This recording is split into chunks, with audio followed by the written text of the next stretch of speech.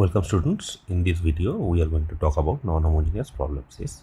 And for this particular lecture, see, I am choosing a particular kind of problem, but it doesn't have to be that. So essentially the things which I am going to show you with slight modifications, you can do similar sort of things for wave equation, okay, Laplace equation and heat equation. So essentially what I am saying is, if you know how to solve the homogeneous problem for those three equations, you can use that idea and you can have use this particular tricks which I'm going to show you to solve the non-homogeneous, let's say, wave equation, or non-homogeneous Laplace equation, or non-homogeneous heat equation. So this is not particularly of any particular equation, this is just for a non-homogeneous problem. So let us first of all understand what's happening here. See, what is the relation between homogeneous equation and non-homogeneous equation? So let's just say we start with the equation LU equals to 0. Let's call it 1. And there is another equation LU equals to F. Let's call it 2. Okay. Now, you see what is L? L here, L of U, it can be this thing, UXX plus UYY. I'm just writing two-dimensional, okay? It can be UTT minus UXX, okay, or it can be UT minus UXX, okay. So it can be Laplace, it can be wave, or it can be heat equation, Laplace, wave and heat, okay. So any of that is fine. Essentially what I am doing here, this is valid for any. So let L be linear in U, essentially linear in U, okay. Then what happens is this, let's say that I want to find out. So the question is this is assumption. Of course, you see, all of this is defined in some domain and all. We are not really interested in that. We just want to look at the trick which works, okay. See, L is linear in U. So as you can see, all of these things are linear in U, Laplace. So this is okay. L is not Laplace, L is, maybe I can write it like this, L cap, some operator, L cap. Okay. Now the question is this. See, can we find the solution of U? Solution means all possible solutions of U. Solutions of 2. Okay. So how do you do it? So let's say that you see, we know how to solve this problem, right? Yeah. Let us assume that we know how to solve this problem, and let W solves 1. So you have somehow found out that there is a general solution, W, which solves 1. Okay, so this is a general solution. General solution is all possible solutions of 1. Is it okay? Right. Now, if, okay, V solves 2. V solves 2 means, see, now you will say that we are trying to find solution of 2. Why are we starting with a solution of 2? Essentially what I'm trying to say is, we are trying to find out all possible solutions of 2, if it is possible, or we want to find out so the variety of solutions, whatever solutions is possible to find. Okay, now what we are saying is this, let's say by some hook and crook, we don't know how, but right now, but somehow if we get to know that there is one solution of 2, okay, so what can we do is we can take that solution V. So let's just call it V. Then so you define U, which is W plus V. Okay, solves 2. Okay, so you see, in that case what will happen is this, you get other solutions also. See, if you take V is already solves 2, right? And now W solves the homogeneous problem. Okay, so this is the homogeneous problem part, and this is the inhomogeneous problem part. Homogeneous problem, so you see, W is a general solution of 1 here. So W content is not a single solution, but a family of solutions. Here, this is just a single solution, but you add it up and that will give you a family of solutions. Okay, so proof is very easy. So proof, we are not going to do it explicitly, but I mean, there is nothing to do here. So L of U, if you take the operator L cap of U, okay, so that is what? It's a linear, yes, so it is L cap of W plus U. So which is nothing but L cap of W plus L cap of U, L cap of U. Now you see, L cap of W is 0 because W solves the homogeneous problem. So this is 0 and that is F. So this is essentially F. Yeah. So you see, this solves the problem. So that's the idea. See, this is the relation between the homogeneous and inhomogeneous problem, is that once you know how to solve the inhomogeneous problem, just one solution, and you know how to solve the homogeneous problem. You can just add it up and get more solutions out of it. Clear? Okay, so now let's look at some tricks of how to solve those. Yes, now again, now what we are doing, we can do it for the heat equation, we can do it for the wave equation also, we can do it even for Laplace equation. Okay, so let me do this part, but of course with some modification. Please understand this. Yeah, under some modification. Okay, so first example, let me do the first example here.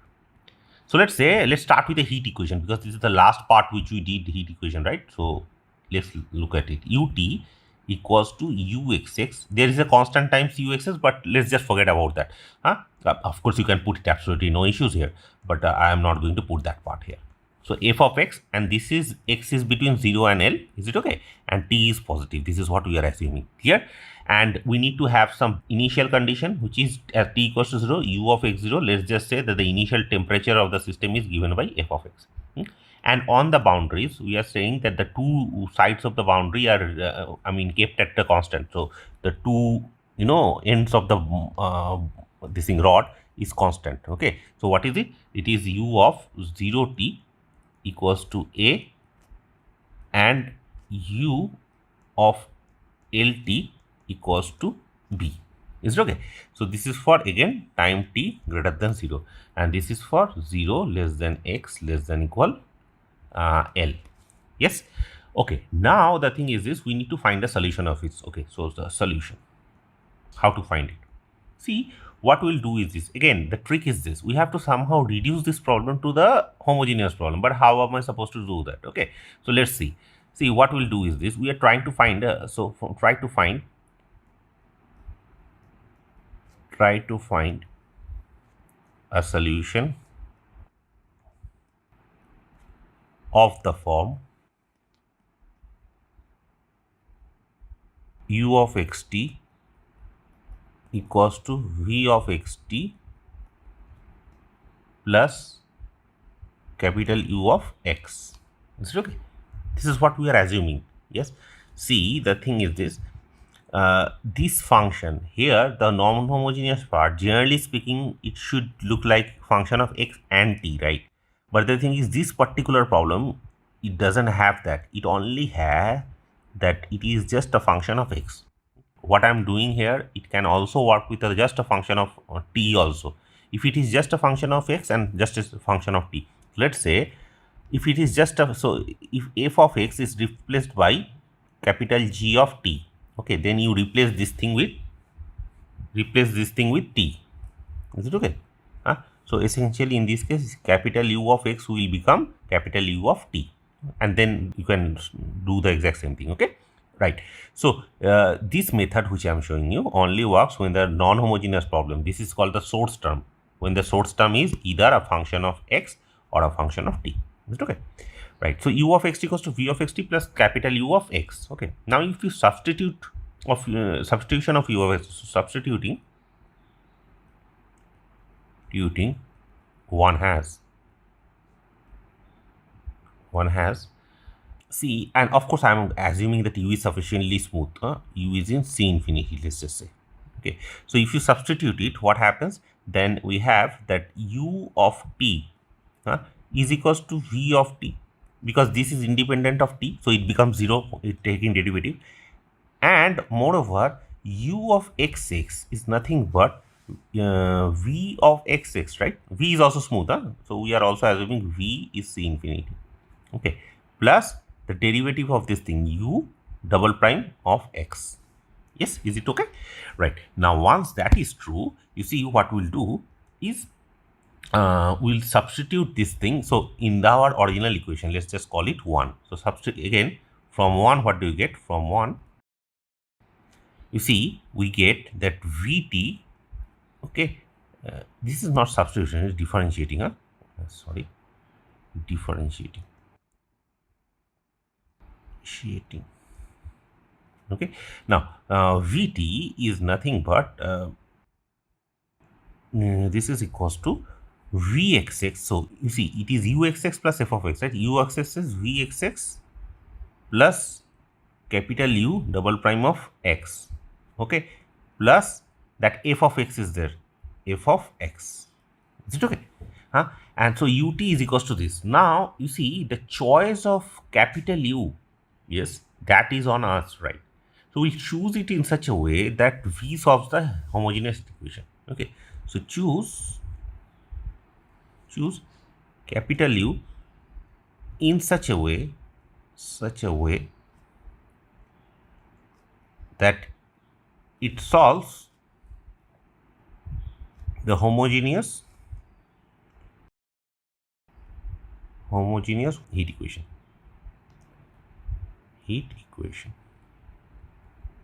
Okay, okay, so what does that mean? It means that we will take, you see, so that is u double prime of x plus f of x will be chosen as 0. If we choose this part as 0, you understand, see, f is given to us. We are trying to find a u such that u double prime, capital U double prime plus f is going to be 0. If we have something like this, then you see Vt equals to Vxs, that will be your parabolic problem, the heat equation, which is the homogeneous equation. But again, you see, homogeneous equation is fine, but the thing is, these boundary conditions, these are the boundary conditions, right? This is the initial condition.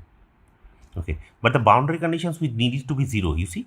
Yeah, but here it is a and b. So what am I going to do here? Okay, so let's see here, u of 0t is a. So a is u of 0t, clear, which is equals to v of 0t plus u, capital U of 0. Okay, so you see, if we take capital U of 0 to be a, if we take capital U of 0 to be a, okay, that will imply that v of 0t is going to be 0. Is it okay? And if we take again, b is what is it, u of lt, right? So let's say that is v of lt plus capital U of L.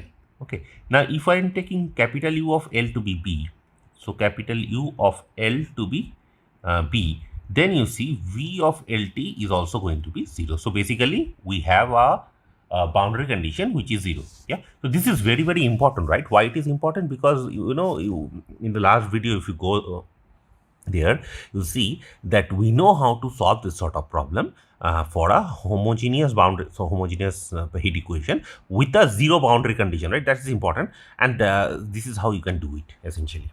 Okay, right. And of course there is another condition, the initial condition. Initial condition, what does it say? It is saying that f of x is u of x0, and that will be v of x0, okay, plus t equals to 0. So this is capital U of x.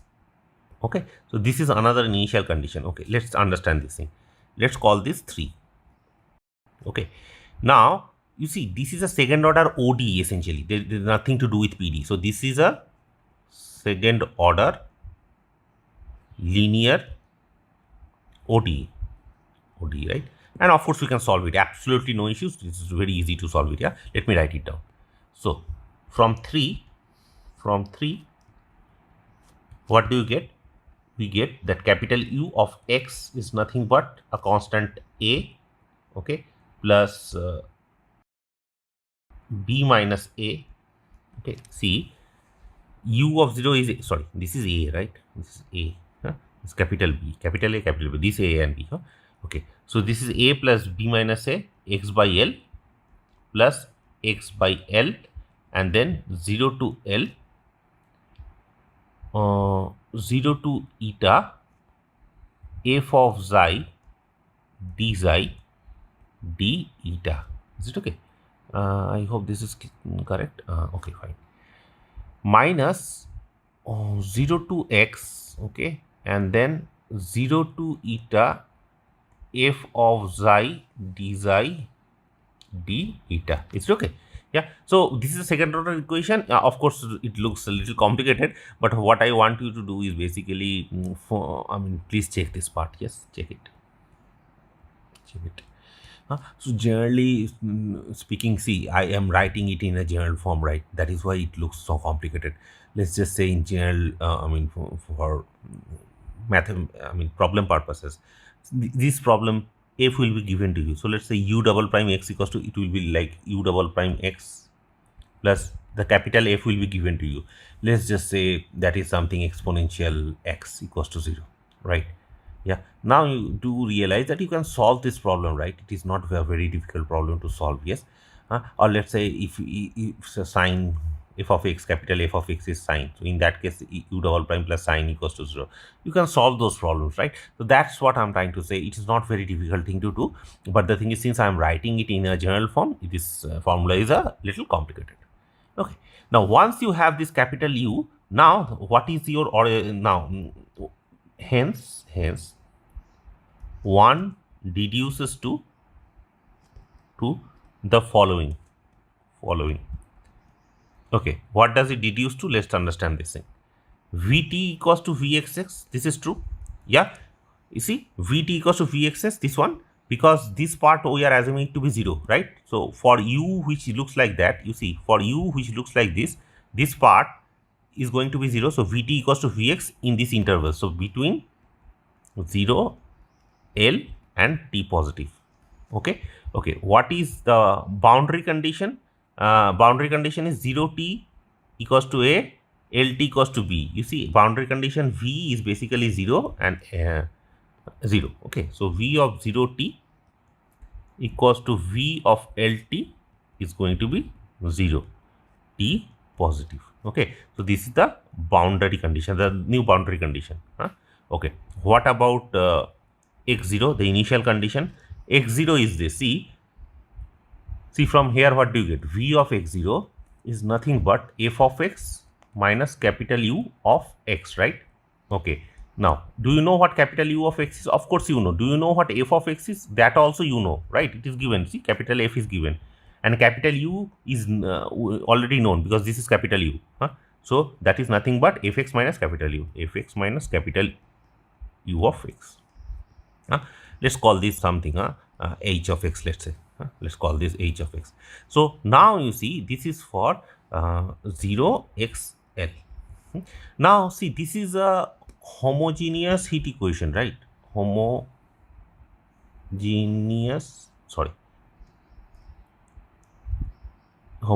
heat equation. And what are the conditions? The boundary conditions are very nice, homogeneous, again, which is 0 basically. And there is this initial condition, which is h of t. Now, you know how to solve this, right? We have already need. You know how to solve it. So, solve for v, and to get small of u, solving 1, add v to capital U. Done, right? So you see, once you get v from here, right? How do you get u? U is our solution of this problem, right? How do you get u? You get from this thing. You see, u is nothing but v plus capital U. V we already know, solving this thing, and capital U already know. You add it up and you are done. Okay? So this is not very difficult. It's just some calculation which needs to be done here. Okay, now I will show you a very important problem, and this problem which I am showing you, this actually works for Laplace heat wave. Okay, so the earlier this problem also, yes, this works for Laplace heat wave. Okay, no issues. So here also, of course, the boundary conditions changes. You do realize that, right? The boundary condition will change. For the wave equation, there will be an extra boundary condition here. So ut, that boundary condition should be there, right? So you have to take into account that. And the thing is, for Laplace equation, you will have another boundary condition, right? So you have to take all that in account, but essentially it is this. Okay. So now this is second problem. Let's say you have a problem like this. For this, I am doing it for the wave equation. Is it okay? The thing is, I will take three different methods, and I will do it for three different problems. The first one I did for wave heat, this I will do for wave, and the next problem I will do it for Laplace. Okay. So let's say we have this equation, utt minus uxx equals to h of xt.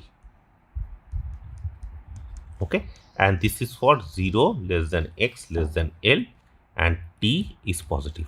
Okay, u of x0 equals to f of x 0 less than x less than L, ut of x0 equals to g of x 0 less than x less than L, u of 0t equals to 0, and u of LT equals to 0 for t greater than equals 0.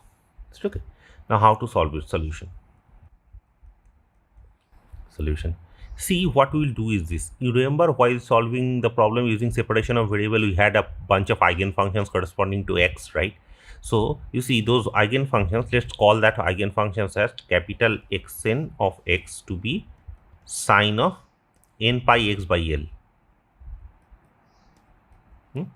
These are the eigenfunctions. Do you remember while we talking about the separation of variable? Let's call this. So I'm going to use this thing, yeah. And please remember, it is very, very, very important. Yes, I mean we use this eigenfunction in many different places. Yeah, and for so this is for the Laplace equation, right? For Laplace, for the heat equation, sorry, for the wave equation. What am I saying? Sorry, this is for the wave equation, right? Now let's say for the Laplace equation, you have another eigenfunction, right? You use that, so it's not an issue. Yes. So while solving the homogeneous problem, you got some eigenfunctions, right? Xn of x. Those functions are required. Yeah. So here also I am using this function. This is what you get. And consider. So basically we are saying that we are looking for a problem like this: u of xt equals to summation n equals to 1 to infinity. Okay, un of t and sine of n pi x by L. Okay, where un of t is to be determined. You understand what we are doing? See, the point here is this. Let's say I want to find the u of xt, which is the solution of this problem. Let's say 1. How do I find it? Okay, right. See, this is a bunch of eigenfunctions. Yes, and we know that we can also create an eigenvalue, Fourier series using these extents, right? So you see, if we fix a t, just one t, then this is just a function of x. This is just a function of x for a fixed t, Okay, and then that function can be written as in terms of Fourier series of, so basically some constant, let's say constant un times sine of n pi x by L, right? Using these functions, yes. So we can write it in terms of a Fourier series n equals to 1 to infinity. Yes. Now you see, this is for a fixed t, this is true. Now if I'm changing t, then this constant will change, and this constant definitely depends on t, right? So basically when I change, I mean, run t from 0 to something, 0 to infinity, let's say, then un will also depend on t. So un will be depending on t, which is unt, and then this function. So that is the idea. Okay. So with that in mind, what do you have? And again, you see this h of xt is given, and h of xt again, this can also be written in terms of this, right? Fourier series. Again, what is it? It is summation n equals to 1 to infinity hn of t and then sine of n pi x by L. Is it okay? Dx. Oh, sorry, what dx? Sorry. Yeah. Okay. So we can write it like this. Now, if we write it, then we can say that what are hn of t? This we know what hn of t is. It will be Fourier series, right? 2 to L, 0 to L, and then h of xt. This is for 1t, you can do it, and then if you consider it as a function of t, then you can write it like this, right? Sine of n pi x by L dx. Is it okay? Very simple. Okay, now we are assuming that this function, see, the thing is, this is an infinite series, right? Star. Assuming star converges. So we are assuming that star converges, okay? Star converges. Then what do you have? Then summation. So you can put it in the equation. It becomes n equals to 1 to infinity, okay? un double prime of t plus lambda n square un of t sine of n pi x by L This is equals to summation n equals to 1 to infinity hn of t and then sine of n pi x by L. Is it okay? Where What are lambda n's? We already know these are the eigenvalues, right? So it is n pi by L. Yes. Okay. And of course, this n is, yeah, n is any number, any natural number. Huh? So n is in n. Okay. Okay. So we're just putting it in the equation. Now, if we do that, and you see now, if we are multiplying both sides of this equation, yes, let's call it 2. So multiplying both sides of 2, multiplying both sides of 2 with with sine m pi x by L. If we multiply it for m equals to 1, 2, 3, whatever, huh?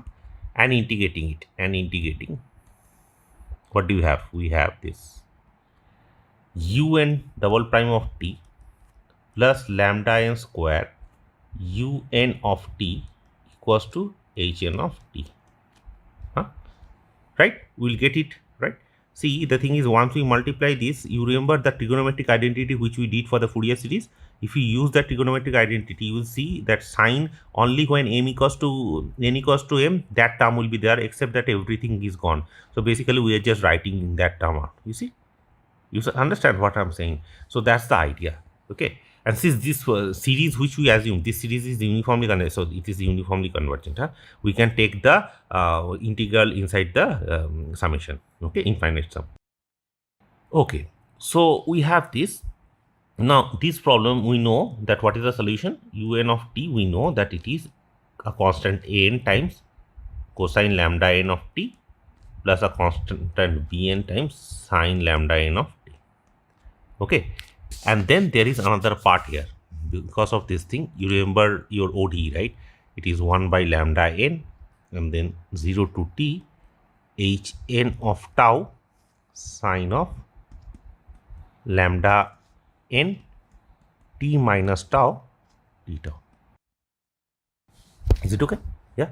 Okay. So if this is the case, then the formal solution. Therefore, what is the formal solution? The solution in this case, solution is u of xt is equals to summation n equals to 1 to infinity, and then this one an cosine lambda n t plus bn sine lambda n t, okay, this part plus 1 by lambda n. Lambdas are given like this, huh? A, this one n pi by L, eh? So that is always there. I am not writing that always. So this is 0 to t hn of tau and then sine of lambda n t minus tau d tau times sine of n pi x by L. Is it okay? Now you see, so this is the condition solution. Huh? This is by a this thing superposition. Now, if you put the initial conditions, what do you have? You have f of x, which is u of x0, right? And putting this in the equation, we have n equals to 1 to infinity and an sine of n pi x by L. Clear? See, this part I am putting t equals to 0 here. Clear? So this is what we are actually left out with. And here, what does that imply? What are ans? Fourier sine series. Ans are 2 by L, 0 to L, f of x, sine of n pi x by L dx. Is it okay? And similarly, if you look at ut, so it is g of x is ut of x0, which is summation n equals to 1 to infinity bn lambda n sine of n pi x by L, right?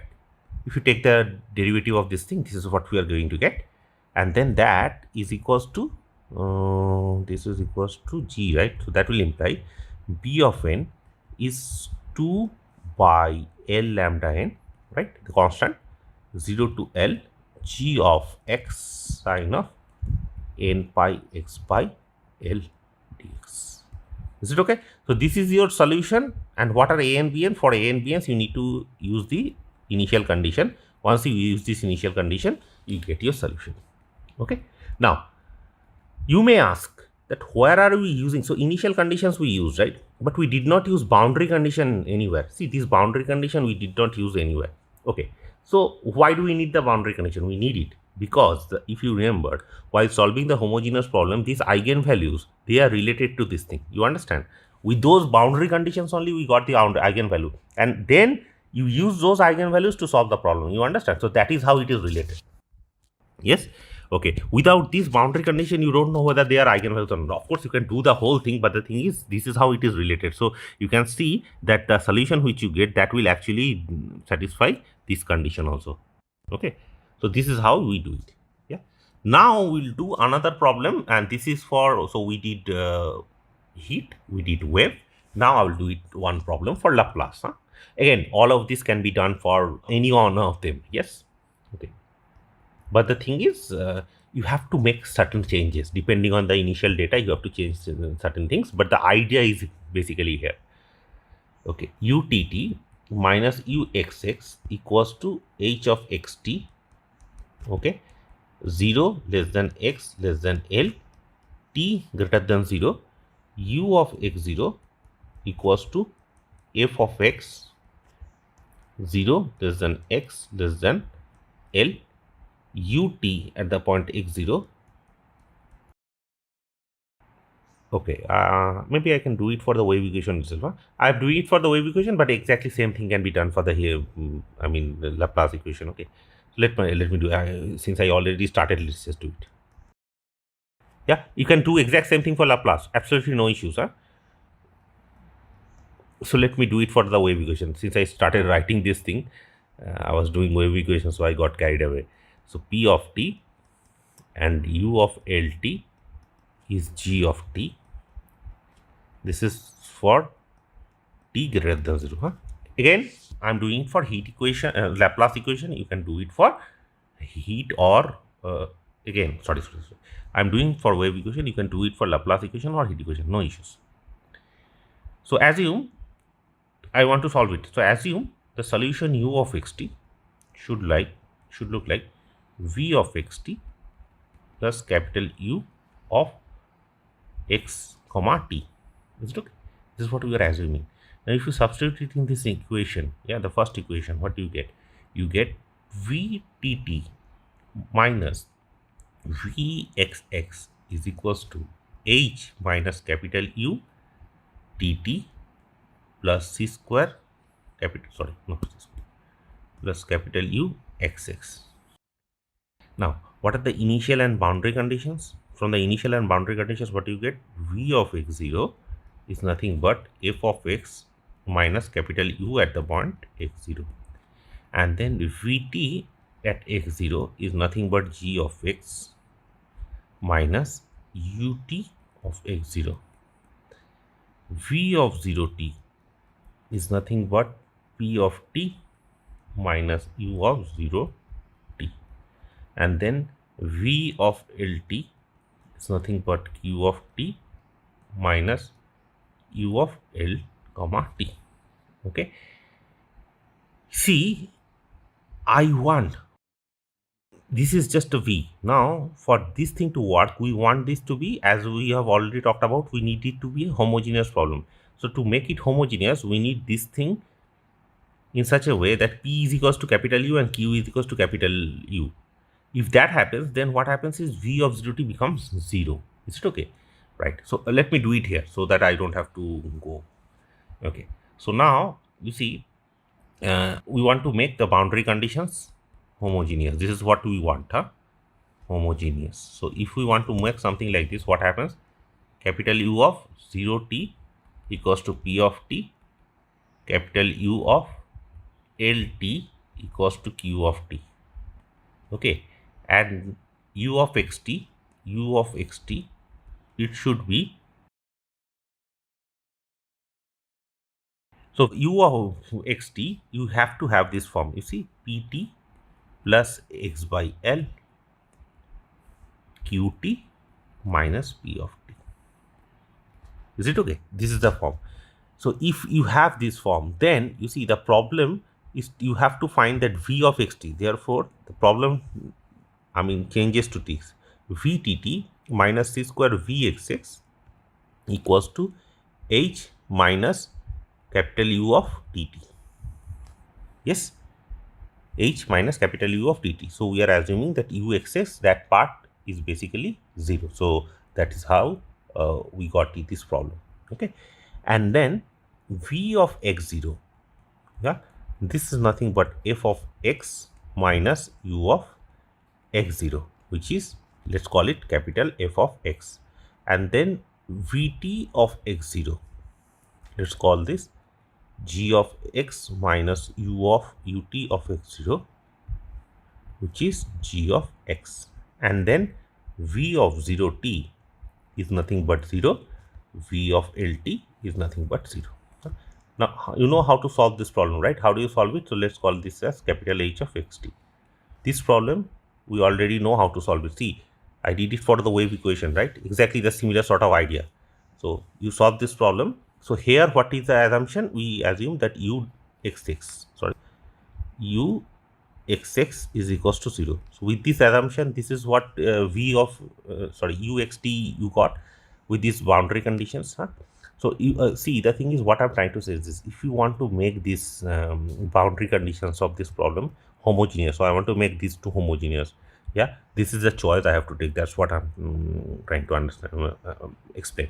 And once you do that, you have that v solves this particular star. So you solve v, and then once you solve v, you add it with u, and you are done. Is it okay? So this is how you solve this sort of problem. So with this, I'm going to leave this, end this course, and we are going to look at some problems which is related to these inhomogeneous boundary condition in the assignments. So thank you so much. Bye.